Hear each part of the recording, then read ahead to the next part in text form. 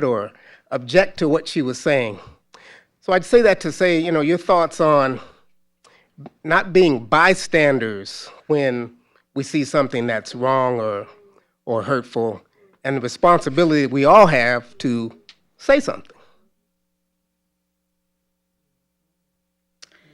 So last night, Stephen and I, like he said, we had this conversation and we were talking about personal responsibility and values, right? And I said, but interestingly enough, the reality is that when we talk about diversity of thought, dissenting opinions, divergent perspectives, the reality is not everyone will always agree with you, right? And we think that there's some type of standard of morality, there's some type of moral compass that everyone should have.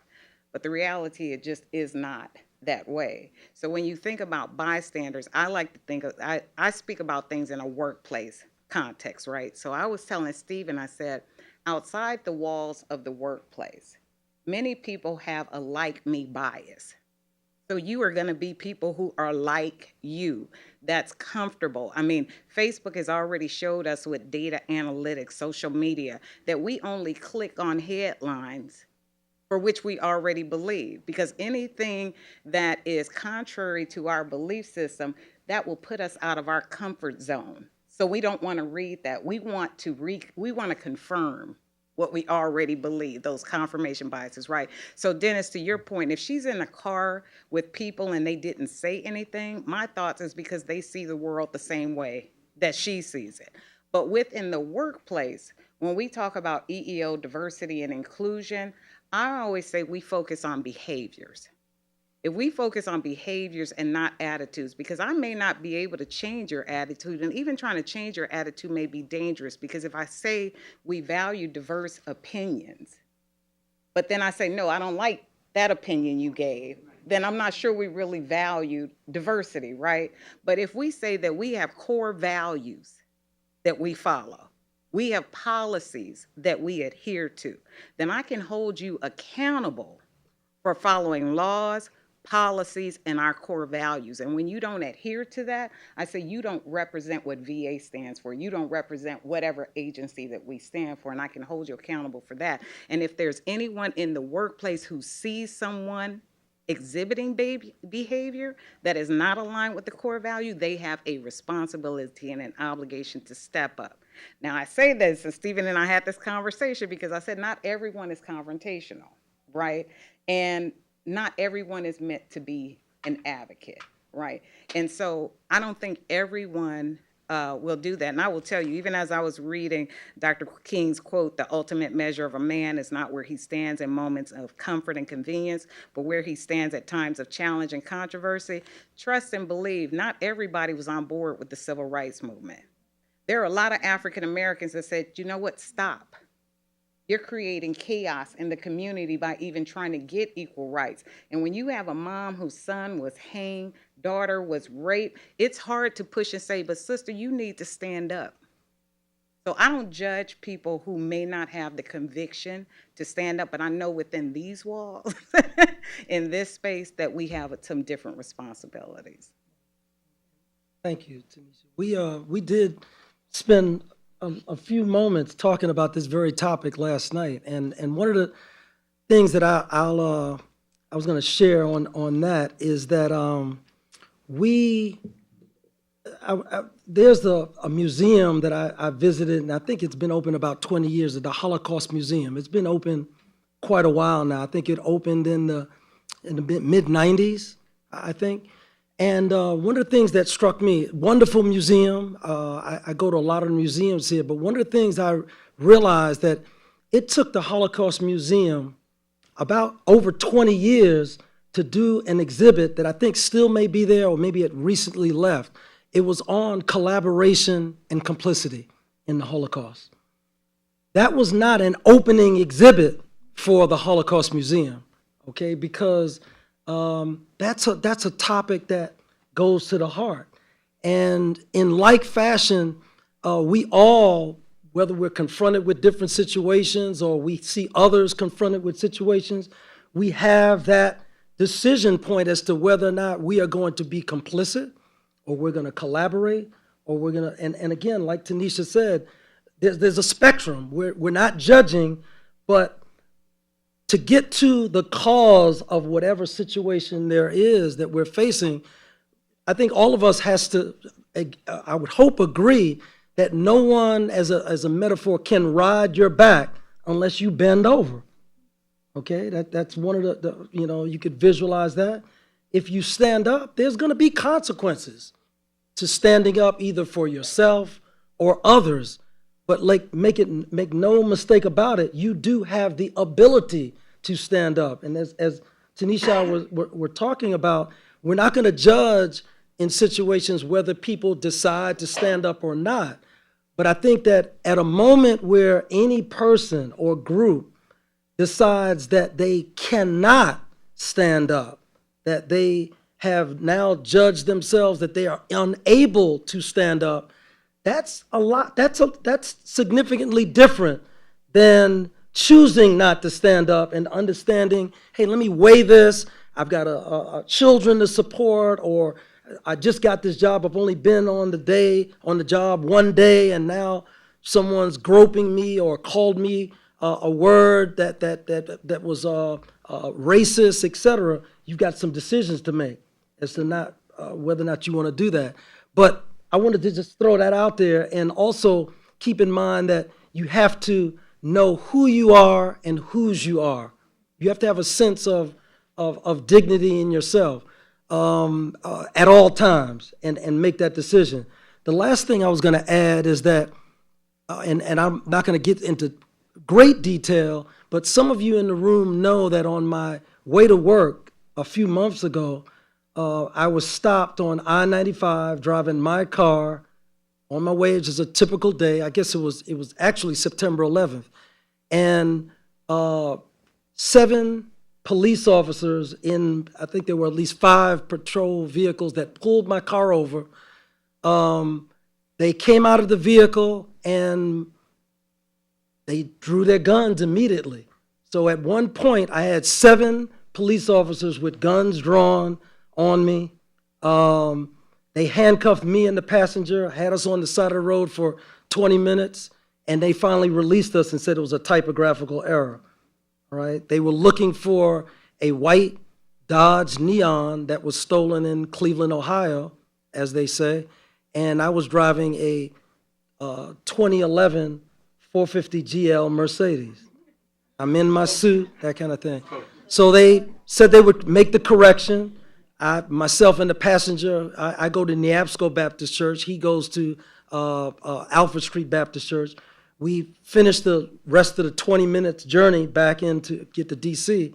I pull onto I Street and some of you may have seen this on the side, and as soon as I pull into the I Street garage, just before I cleared the sidewalk, no less than 8 U.S. Secret Service officers converged on my location, guns drawn, long rifles, short Glocks, put me on the ground, handcuffed me for another 20 minutes on the side of the building here. Now, I'm sharing that with you, and there's more to that. It was a typographical error, okay? That's the story. That's the official story. But what I'm basically sharing that with you to say is that I think, and maybe some of you might think as well, that if I had used either of those moments that occurred within 45 minutes of each other, if I had used those moments to prove to those police officers who I am, I'm Steve Redmond. I'm one of the attorneys for the Secretary of the Department of Veterans Affairs, and I'm this and I'm that. There's a great likelihood that I may not be here talking to you right now, because being prior military, I know what it looks like to have a weapon drawn in tactical mode, and I could sense the nervousness of the police officers in both situations. It goes back to what we're saying, is that you have to know who you are and whose you are in those moments, no matter what the situation. And I'll leave it at that. Well, okay. First of all, I don't think I'll be riding with you in the vehicle. That's first and foremost, 2 times in one day. That's all right, no problem. No, but I say that in a lighthearted manner. Okay. I can't imagine going through that situation. And it made me think about so many things. Dr. Martin Luther King made a comment about his nonviolence stance. And the first thing he said about it was one, it would be immoral to be violent. That's one. But secondly, he said it would be impractical. That African Americans only represent 10 to 11% of the society at this time. There's no way that they could outpower and outgun anyway. It would just be ineffective, right? But one of the things I think about when I mentor people, I always say, I want you to just stop and pause. That's what it made me think about when you say pause and think about, is what I'm about to do or say gonna get me what I want? And a lot of times we don't take a moment to pause and refrain when we're caught up in the moment and we feel like we're not being treated as human beings. We're not being treated as men and women, right? And I'm going to put this in a workplace context. For me, this is about whose hand is being acknowledged and whose hand is being ignored. There is no group that has cornered the market on pain. And there's a lot of pain to go around and share. But when you are in an office place with a mate, one of your colleagues, and they are not being treated fairly, just as food for thought, what I want you to think about is not that this could be you, right? But I want you to think about the impact that this has on the workplace and accomplishing the mission, right? Because the reality is when people don't quit and leave, but they quit and stay, that impacts everybody. And I always tell senior executives will come and they'll say, we need more FTEs because we got so much work and we need this. I say, sometimes you just need the people that work for you now to work, right? So sometimes people have checked out though because they are tired of raising their hand and being ignored, right? So part of this is about when people are mistreated and they check out and they don't feel valued, they don't feel respected. I want us to think about the impact that also has on us as work, if you need a what's in it for me. But finally, as a food for thought is moving forward, before Miss Utopia comes up here and Stephen gives another remark, I wanna just throw this out here. It's not a silver bullet. I don't have all the answers, but I will tell you what's facing civil rights practitioners today as we talk about workplace equality is it really is about all these different groups, whether it's gender, whether it's sexual orientation, gender identity, race, color, religion. It is all about who is being treated fairly and equitably, right? And so as we come up with practices sometimes, again, we have to be mindful that when we're addressing real disparities, that as we address that one disparity, we don't create another disparity as we address it. So one of the notions I've come up with is universal inclusion. I don't know if you've ever heard of universal design, but it really is for people with disabilities. When they design buildings and desks, they do it for people that have all ability levels. They don't just design the desk and later on modify it for someone who has dexterity issues, whatever. They don't design scissors for someone who doesn't have disabilities and then for someone who does. They design one scissor and they can use by people with dexterity issues, anything, right? So 3 examples of where I think this could be applied. Okay, in the workplace, real quick. We talk about maternity leave, right? Maternity leave, when we even say that, leads to a gender bias because we make assumptions that only women will need to take off time to care for children. But if we talk about that in the context of paternal leave, right, then we know parental leave. We know we're talking about all parents who need to care for kids. I think about anyone, and I used the example the other day. I said bar, and my staff was like, oh, you in the bar? I was like, yep, I was in the bar watching something, but it had closed captions on it or open caption. I was like, that allows me, without the noise distraction, to read. That benefits people who are not deaf, but also hearing people, right? And the last example, blind auditions. Have you all heard that in order to address gender disparities, they started having symphony orchestra auditions behind a curtain?